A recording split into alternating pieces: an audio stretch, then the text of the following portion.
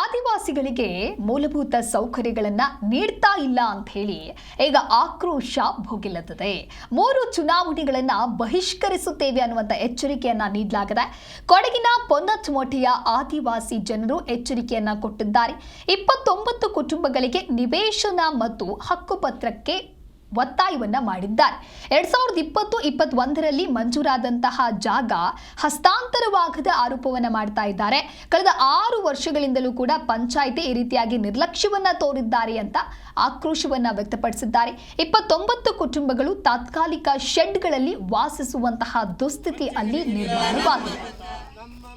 ನಮ್ಮ ಹಕ್ಕು ಮತ್ತೆ ಭಿಕ್ಷೆಗಾಗಿ ನಮ್ಮ ಕಡೆ ಬರೋದು ಬೇಡ, ಮತ ಭಿಕ್ಷೆಗಾಗಿ ನಮ್ಮ ಕಡೆ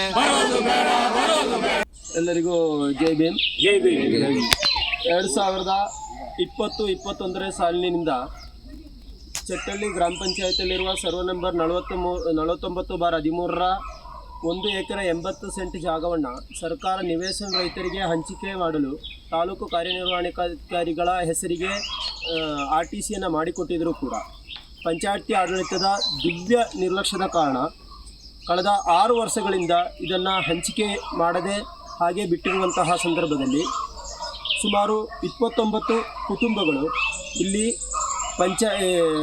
ಬಾಡಿಗೆ ಮನೆಗಳಲ್ಲಿ, ಅದೇ ರೀತಿಯಲ್ಲಿ ಭೂಮಾಲೀಕರ ಲೈನ್ ಮನೆಗಳಲ್ಲಿ ಜೀತ ಪದ್ಧತಿಯನ್ನು ಅನುಸರಿಸಿ ಆ ಒಂದು ಜೀತ ಪದ್ಧತಿಯಿಂದ ಬೇಸತ್ತು ಇಲ್ಲಿ ಬಂದು ಮನೆಗಳನ್ನು ನಿರ್ಮಿಸಿಕೊಂಡು ವಾಸ ಮಾಡುವಂತಹ ಸಂದರ್ಭದಲ್ಲಿ ಎಷ್ಟೊಂದು ನಿರ್ಲಕ್ಷ್ಯವನ್ನು ನಮ್ಮನ್ನು ಮಾಡ್ತಾ ಇದ್ದಾರೆ ಅಂತ ಹೇಳಿದರೆ, ನಾವು ಇಲ್ಲಿ ವಾಸ ಮಾಡಲು ಶುರುವಾದಂತಹ ಒಂದೇ ವಾರದಲ್ಲಿ ಇಲ್ಲಿ 11 kVಯ ವಿದ್ಯುತ್ ಕಂಬಗಳನ್ನು ಎಳೆದು ನಮ್ಮ ಮನೆಗಳ ಮೇಲೆ ಒಳ್ಳೆಯ ಪವರ್ ಇರುವಂತಹ ವಿದ್ಯುತ್ಗಳನ್ನು ಎಳೆಯುವಂತಹ ಕೆಲಸವನ್ನು ಮಾಡ್ತಾ ಇದ್ದಾರೆ ಪಂಚಾಯತಿಯವರು.